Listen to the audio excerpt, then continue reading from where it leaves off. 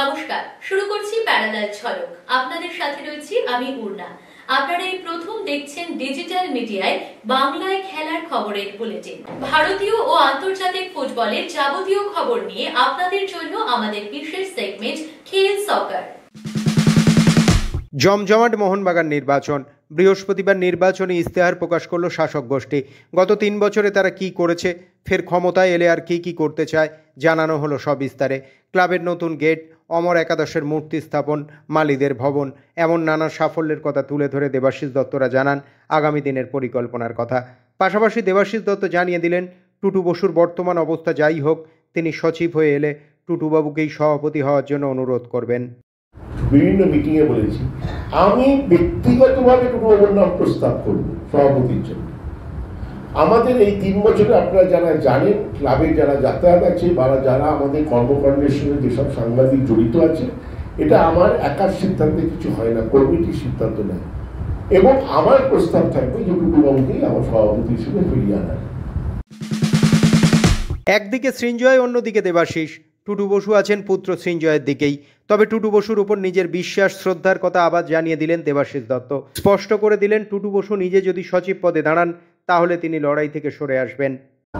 টুটু বসু, অঞ্জন মিত্র দুজনের আশীর্বাদ ছিল বলেই আমি যতটুকুনি হতে পেরেছি আজকে হয়েছি।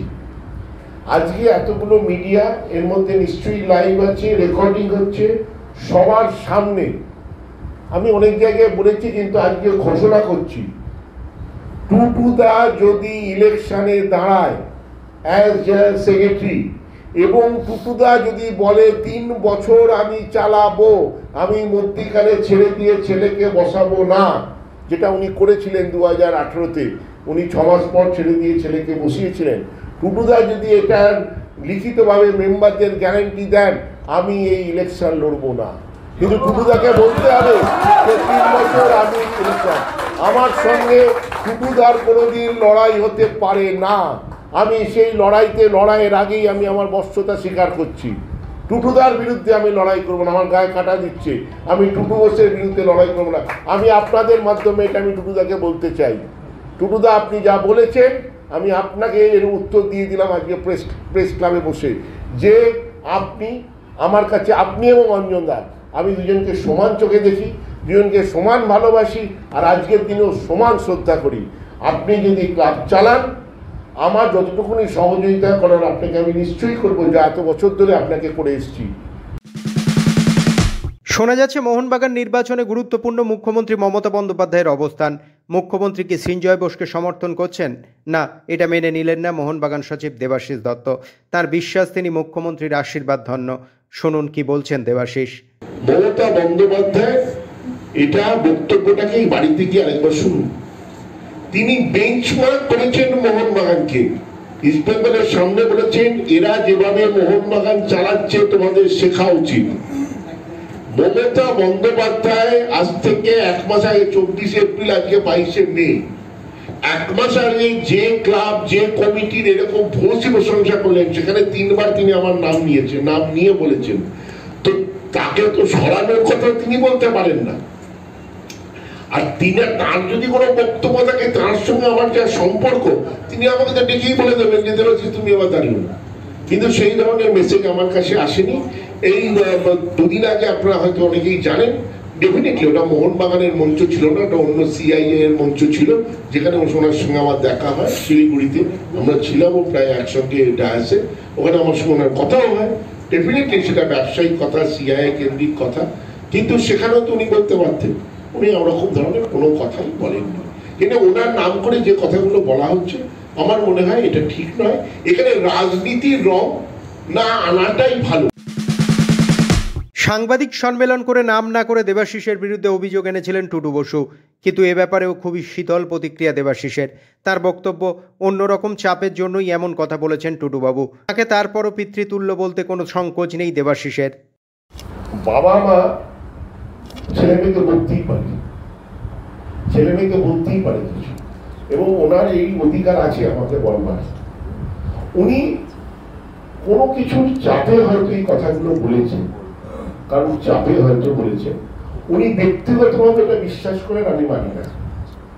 কেন উনি চিরকাল জেনে এসছেন ওনার পরিবার যখন যখন বিপদে পড়েছে, 2014 সালে ওনার পরিবারের সবচেয়ে বড় যখন বিপদ এসেছিল, সেখানে আর কেউ ছিল না, খালি দেবাশিস ছিল আর ডেফিনেটলি ওনার ছোট ছেলে ছিল। এগুলো উনি ভুলতে পারেন না, আমি বিশ্বাস করি না যে টুটুবাবু ভুলে গেছে। টুটুবাবু আর কি ইলেকশনের জন্য অনেক কিছু বলতে পারেন। এই টুটুবাবু 2 বছর আগে কোনো একটি চ্যানেলে বলেছেন দেবাশিসের চেয়ে ভালো কাজ করে, এরকম ছেলে আমি জানি না। ভাই একটু আপনার হাতটা সরলটা নেবেন তো। টুটুবাবু এইটা ওনার মনের কথা হতে পারে না, আমি এটা বিশ্বাস করি না। আমি এখন ওনাকে, আমি তো বলছি সেদিন উনি প্রেস কনফারেন্স করেছিলেন, তারপরে আমি প্রেসের সামনে একটা কথাও বলিনি। আজকে প্রথম আমি প্রেস কনফারেন্স করছি। আমি আমার টুটুবাবু সম্বন্ধে আমার ধারণা, আশা করি যে কথাগুলো আমি বলেছি তার মধ্যে দিয়ে আমি সম্পূর্ণ ব্যক্ত করতে পারি। ভাবা যায় কদিন আগেই মোহনবাগানের প্রাক্তন ফুটবলার প্রসূন বন্দ্যোপাধ্যায়কে দেখা গিয়েছিল সৃঞ্জয় বোসের সভায়, আর বৃহস্পতিবার দেখা গেল সৃঞ্জয়ের প্রতিপক্ষ শিবির দেবাশিসের সাংবাদিক সম্মেলনে। না কোনো অস্বস্তি নেই। প্রসূনের বক্তব্য, মোহনবাগান একটা পরিবার, এখানে রাজনীতি থাকতে পারে না। তিনি চান নির্বাচন না হয়ে আলোচনার মাধ্যমে নতুন কমিটি হোক। হ্যাঁ, এবং সেই জায়গায় আমার ভাইরা, এরা কি ভালো প্লেয়ার, সব এরা সঙ্গ দিয়েছে, সবাই দিয়েছে, তাদেরও তো সম্মান দেওয়া দরকার। এখানে কি হবে ইলেকশন করে লড়াই করে? এটা কি পলিটিক্যাল মুভি নাকি? পলিটিক্যাল মুভি নাকি? আই ডিসলাইক ইট, আমি বলছি। আর সুন্দর করে বসবে, চা নিয়ে বসবে, জমিয়ে একদম একদম হই হই করে সবাই মিলে, আচ্ছা আমরা আপনাকে তো করাচ্ছি, আবার আপনি চালাচ্ছি, ভালো মিষ্টি টিষ্টি খেয়ে রাত্রেবেলা হই হই করে একদম বাড়ি চলে যাবো। কি ঠিক বলছি তো না ভুল বলছি? আপনারা বলুন, আমি ঠিক বলছি? আমার নিজেদের ঘর তো, মোহনবাগান তো পরিবার, আমরা তো পরিবার ভাবি। আমি তো কার্ডটা নিয়ে এখন থেকে ঘুরে বেড়াই। হ্যাঁ, আমার এত ইচ্ছা সবসময়, কিন্তু আমার বক্তব্য হচ্ছে কেন কাউন্সিলর, কেন এইসব করা কোনো লাভ নেই। একদম সামনে বসবে, 1000-2000 লোক থাকবে, সবাই মিলে আমরা গল্প করব। কেউ বলবেন ও ভালো, ও খারাপ, এ ভালো বলবেন, তার থেকে সবাই ইচ্ছা হবে এবং অত সুন্দর হবে। আর মাঝে যদি আপনারা ইলেকশন করতে চান, তার মধ্যে কে ঢুকবে না আমি জানি না। আমি ভয় পাই এই জন্যে যে কোনো একটা ডিস্টার্ব হলে একদম একটা মানে ক্লাবের অসুবিধা হবে। লজ্জার হাত দিয়েই এআইএফএফ পরিচালিত অনূর্ধ্ব-15 জুনিয়র লিগের অভিযান শেষ করল মোহনবাগান। বৃহস্পতিবার জামশেদপুরের জিআরডি টাটা স্পোর্টস কমপ্লেক্সে বেঙ্গালুরু এফসি 10-1 গোলে চূর্ণ করল জুনিয়র মেরিনার্সদের। ম্যাচের প্রথমার্ধেই 7-0 গোলে এগিয়ে যায় নীল জার্সিধারীরা। বিজয়ী দলের পক্ষে একাই হ্যাটট্রিক সহ 4 গোল করে ম্যাচের সেরা নির্বাচিত হন হৃষিকেশ চরণ মানবার্থে। সামাজিক মাধ্যমে একটি ছবি পোস্ট করেন ডিয়ামান্টাকস। নিজেকে চোট মুক্ত করে তুলতে জিমে কসরত করছেন তিনি, আর এই নিয়েই শুরু হয়েছে জল্পনা। তাহলে কি 2025-26 মরশুমেও ইস্টবেঙ্গলে কন্টিনিউ করতে চলেছেন গ্রিসের এই স্ট্রাইকার? যদিও ডিয়ামান্টাকসের আরও 1 বছরের চুক্তি রয়েছে লাল হলুদের। ইমামি ইস্টবেঙ্গলও তার ব্যাপারে এখনই চূড়ান্ত সিদ্ধান্ত নিতে নারাজ। ধীরে চলো নীতি নিয়েছে তারা। ডিয়ামান্টাকসকে ছাড়তে গেলে ইমামি ইস্টবেঙ্গলকে দিতে হবে 3 কোটিরও বেশি। তার থেকে যদি অন্য কোনো বিদেশি এনে তাকে বলের যোগান দিয়ে গোল করার সহায়তা করা যায়, সেই দিকেও ভাবছে বিনিয়োগকারী সংস্থা। ডিয়ামান্টাকস বলেছিলেন, ম্যাচে তিনি যে জায়গায় বল চাইছেন সেই জায়গায় বল কেউ যোগান দিতে পারছেন না। মাদি তালালের বড়ই অভাব ইস্টবেঙ্গল দলে। তাহলে বলের যোগান দেওয়া বিদেশি এলেই আবার কি কেরালা ব্লাস্টার্সের গোল্ডেন বুটের মালিকের গোল করা শুরু হয়ে যাবে? নাকি হাত পা ছোড়া স্ট্রাইকারের যেভাবে একটা মরশুম কেটেছে সেভাবেই কেটে যাবে আগামী মরশুমও? ডিয়ামান্টাকসকে আরও 1 মরশুম রেখে দেওয়া উচিত ইস্টবেঙ্গলের, মনে করছেন প্রাক্তন ফুটবলার আলভিটো ডিকুনা। তার মতে কেরালা ব্লাস্টার্সে থাকার সময় দিমি সর্বোচ্চ গোলদাতা হয়েছিলেন ঠিকই, কিন্তু সেটার জন্য তাকে 2 মরশুম সময় দিয়েছিল কেরালা। প্রথম মরশুমে কেরালার হয়েও সেভাবে জ্বলে উঠতে পারেননি ডিয়ামান্টাকস, তাই দিমিকে আরও 1 বছর ইস্টবেঙ্গলে রেখে দেওয়ার কথা বলছেন আলভিটো। দেখো, ডিয়ামান্টাকস হাইয়েস্ট গোল স্কোরার ছিল ইন কেরালা ব্লাস্টার্স, আর হাইয়েস্ট গোল স্কোরার হতে কিন্তু ওকে 2 বছর সময় লেগেছে। 1 বছরের মধ্যে কিন্তু হাইয়েস্ট গোল স্কোরার হয়নি, সেকেন্ড ইয়ারে হয়েছে। এবার এক একটা প্লেয়ার এক একটা টিমে ক্লিক হতে সময় লাগে, কিন্তু ওর কাছে ফুটবল ছিল, সেটা হয়তো কোনো কারণে ইস্ট বেঙ্গলে সেরকম ক্লিক হতে পারেনি। এবার ইস্ট বেঙ্গল কাকে নেবে, যে এসেই বা সত্যি কি গোল করবে কি করবে না, কিংবা পারফরমেন্স দিতে পারবে কি পারবে না, এইগুলো হচ্ছে তোমার ওয়েট এন্ড ওয়াচ পলিসি। তো এই প্লেয়ারকে আমায় যদি জিজ্ঞেস করা হয় আমি বলতাম ওকে একটু রাখলে ভালো হতো, maybe this year you could have clicked. কিন্তু যেহেতু ইস্ট বেঙ্গল কিংবা যে কোনো ক্লাবের কাছে 6টা কিংবা 7টা প্লেয়ারের অপশনস গুলো থাকে, তো সবসময় ওদেরকে একটা সেকেন্ড স্ট্রাইকার রাখা উচিত ছিল। মানে ওয়ান উড বি ডিয়ামেন্টাকোস আর আরেকটা আরেকজন। লাস্ট ইয়ার ডিয়ামেন্টাকোস ছাড়া আর সেরকম কোনো ফরেনার আমাদের স্ট্রাইকার ছিল না। এটন চিলওয়ার্ড যদি কেউ আমায় বলে কি হি ওয়াজ এ স্ট্রাইকার, ও কিন্তু স্ট্রাইকার ছিল না, he is a number 10, he plays more of a veteran same as মাদিতাল্লাহ। তো ও হয়তো ভেবেছিল কি আমার কাছে কোনো নেই, আমাকে আর বসানোর কোনো রাস্তা নেই, বসাতে পারবেই না, বসালে আমাকে আবার খেলাতেই হবে। So maybe he took things lightly, and maybe the second reason could be that he had also another year's contract. But if you ask me this, okay, আর এক বছর রাখলে আমার মনে হয় ভালো হতো। I would be wrong, but then you always need to give some time for certain players. East বেঙ্গলের আক্রমণ ভাগকে শক্তিশালী করতে হবে ঠিকই, তবে আলভিটোর মতে ডেভিডের আরও গেম টাইম দেওয়া উচিত। ও সুযোগ পেলে নিজেকে প্রমাণ করতে পারবে। Definitely, I also feel sad for David, কিন্তু ডেভিডকে এখন শুধু যখন ইস্ট বেঙ্গল হয়তো বিপদে আছে তখন হয়তো ওকে নামাবে, এগুলো তো ঠিক না। But because there would be a certain time that East Bengal when they need a win or home match to go all out for 3 points. That is the time maybe where East Bengal would consider him as a second striker or bring him as a late substitution. But definitely with his potential, but and being as a striker, and with most of the clubs, I mean with most of the teams preferring to go with single striker, আমার মনে হয় ডেভিডের playing chances অনেকটাই কম। So I would really wish to see David converting himself or adjusting himself to play as a number 7 or a number 11. সোমবার থেকে centre of এক্সেলেন্সে 28 জন ফুটবলারকে নিয়ে প্রস্তুতি শুরু করেছেন ভারতীয় কোচ মানেলো মার্কুয়েজ। কম্বিনেশন গড়ে তোলার কাজ করছেন তিনি। 2 টিমে ভাগ করে প্রস্তুতি চলছে শুভাশিস লিস্টন সুনীলদের। 26 তারিখ বাংলা দলের বিরুদ্ধে প্রস্তুতি ম্যাচও খেলবে তারা। তবে বাংলাদেশ ম্যাচের আগে মাত্র 2 সপ্তাহের ক্যাম্প করার সুযোগ পেয়েছিল মানেলো, কিন্তু এবার হংকং ম্যাচের আগে অনেকটাই সময় পাচ্ছেন কম্বিনেশন গড়ে তোলার জন্য। তার আগে একটা প্রস্তুতি ম্যাচ পাচ্ছে থাইল্যান্ডের বিরুদ্ধে ভারত। তাই টিম ইন্ডিয়ার ডিফেন্ডার সন্দেশ জিঙ্গান মনে করেন দলের কম্বিনেশনটা এতে আরও ভালোভাবে গড়ে উঠবে। চোট কাটিয়ে ভারতীয় দলে ফিরছেন আনোয়ার আলী, যা ভারতীয় ডিফেন্সকে আরও শক্তিশালী করবে বলে মনে করছেন সন্দেশ জিঙ্গান। বাংলাদেশ ম্যাচে চোটের জন্য খেলতে পারেননি আনোয়ার, তবে এশিয়া কাপের যোগ্যতা নির্ণয় পর্বে হংকং ম্যাচটা যে অত্যন্ত গুরুত্বপূর্ণ ব্লুজদের জন্য। তার আগে আনোয়ারের ফিরে আসার সঙ্গে মেহতাব সিং থাকাটা ভারতীয় ডিফেন্সকে আরও শক্তিশালী করার পাশাপাশি তাদেরও অনেকটাই আত্মবিশ্বাস বাড়িয়ে দেবে বলে মনে করেন সন্দেশ জিঙ্গান। ভারতীয় ডিফেন্স ছন্দে থাকলেও সমস্যা যে হচ্ছে আক্রমণ ভাগে। ফরওয়ার্ডরা গোল তুলে আনতে পারছে না, যার জন্যই তো বারবার সমস্যায় পড়তে হচ্ছে টিম ইন্ডিয়াকে। তবে সন্দেশ এতে স্ট্রাইকারদের দোষ দেখছেন না। তিনি বলেন ডিফেন্ডাররা মাঝমাঠকে ভালো বল সাপ্লাই করতে পারছে না, আর মাঝমাঠও সঠিক বল দিতে পারছে না ফরওয়ার্ডদের, তাই সমস্যা হচ্ছে। আসলে তিনি মনে করিয়ে দিলেন ফুটবলটা টিম গেম, কারো একার দোষ হতে পারে না। ইউরোপা লিগ চ্যাম্পিয়ন হলো টটেনহ্যাম হটস্পার। ভারতীয় সময়ে মঙ্গলবার মাঝরাতে বিলবাও ইউরোপা লিগের ফাইনালে ম্যানচেস্টার ইউনাইটেডের বিরুদ্ধে তারা 1 গোলে জেতে। প্রথমার্ধে একমাত্র গোলটি করেছেন ব্রেনান জনসন। 17 বছর পর টটেনহ্যামের ট্রফি জিতে সব মুক্তি হলো। একই সঙ্গে এই প্রথম ইপিএলে লিগ টেবিলে 17 নম্বরে থাকা কোনো দল চ্যাম্পিয়ন্স লিগে খেলার যোগ্যতা অর্জন করে ফেলল। বুধবার ইউরোপা লিগ ফাইনালে হেরে আগামী মরশুমে চ্যাম্পিয়ন্স লিগ খেলার স্বপ্ন চুরমার। স্বাভাবিকভাবেই ঝড়ের মুখে ম্যানচেস্টার ইউনাইটেডের কোচ রুবেন আমোরিম। বুধবার ফাইনালে আর্জেন্টিনার আলেজান্দ্রো গার্নাচোকে দেরি করে নামানো নিয়ে তাঁকে প্রবল সমালোচনার মুখে পড়তে হচ্ছে। তারপরও আমোরিম বলেছেন, আমি ভুল করিনি, কিন্তু রেজাল্ট আসেনি। ম্যানেজমেন্ট যদি ফ্যান গ্রুপগুলো চাপে ছাড়তে বলে তাহলে আমি কালই পদত্যাগ করে দেব। দলের প্রাক্তন ফুটবলার লুকেশর মন্তব্য, অবিলম্বে পদত্যাগ করা উচিত রুবেন আমোরিমের।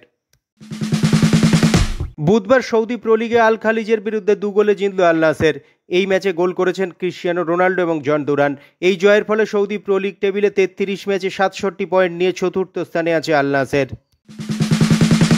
হ্যান্সি ফ্লিকের সঙ্গে 2027 জুন পর্যন্ত চুক্তি বাড়িয়ে নিল বার্সেলোনা। তার কোচিংয়েই প্রথম এই মরশুমেই বার্সেলোনা জিতেছে লা লিগা, কোপা দেল রে এবং স্প্যানিশ সুপার কাপ। জার্মানি জাতীয় দল এবং বায়ার্ন মিউনিখের প্রাক্তন এই কোচের সঙ্গে বার্সেলোনা 2026 পর্যন্ত চুক্তি করেছিল। বিশ্বজুড়ে 22 গজে নানান রকম খবর, ক্রিকেটের সেই সমস্ত খবর নিয়ে আমাদের বিশেষ সেগমেন্ট লিগ ছক্কা।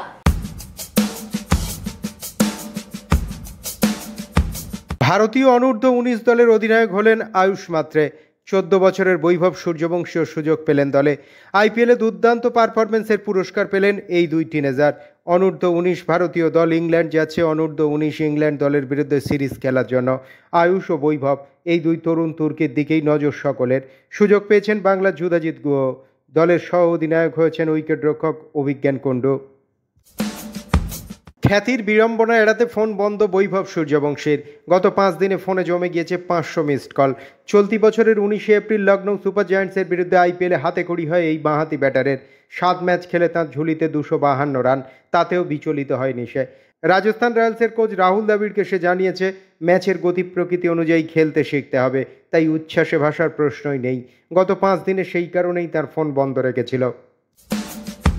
বৃহস্পতিবার দিনটা ভালো গেল না দিল্লি ক্যাপিটালসের জোরে বোলার মুকেশ কুমারের। 19তম ওভারে 27 রান দিয়ে ম্যাচ মুম্বাইয়ের অনুকূলে ঠেলে দিয়েছিলেন। তারপর কোড অফ কন্ডাক্ট লঙ্ঘন করার জন্য ম্যাচ ফির 10% জরিমানাও দিতে হলো মুকেশকে।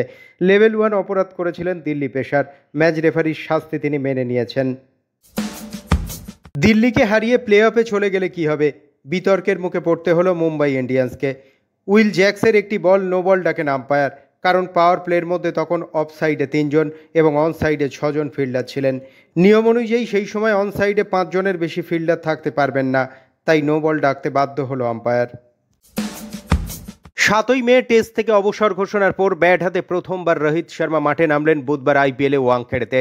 ওয়াংখেড়ের দর্শকরা বিরাট কোহলির মতো রোহিতকেও বিশেষ সম্মান জানালেন 45 নম্বর লেখা বিশেষ নীল রঙের জার্সি এবং মুখোশ পরে।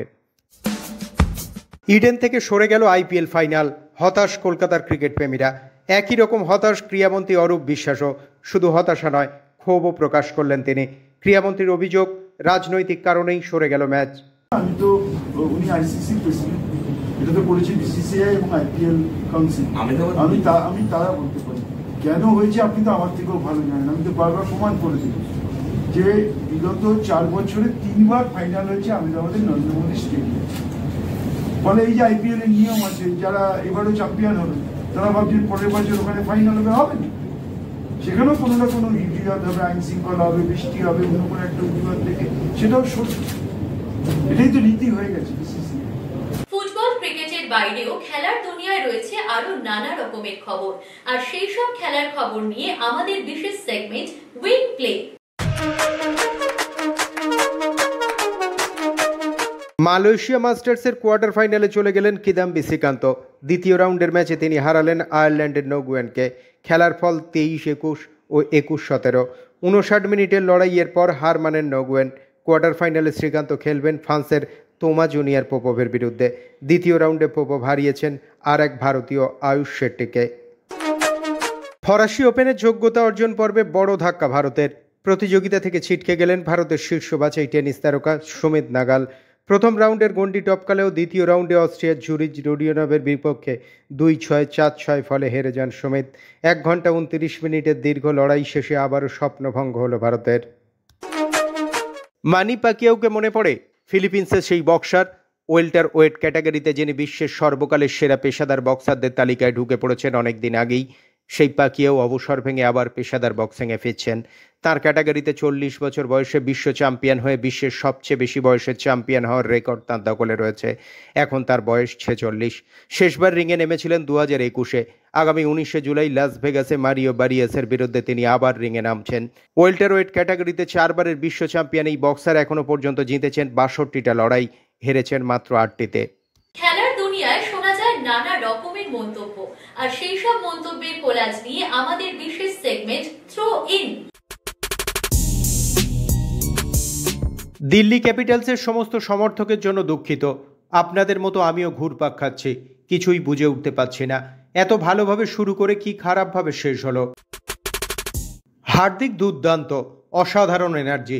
ওর নেতৃত্ব দেওয়ার ধরনটা একটু অন্যরকম। দুর্ভাগ্য যে গত বছর সাফল্য পায়নি, মাথা ঠান্ডা রেখেছে, গুজরাটকে যেভাবে নেতৃত্ব দিয়েছিল সেটাই ধরে রেখেছে।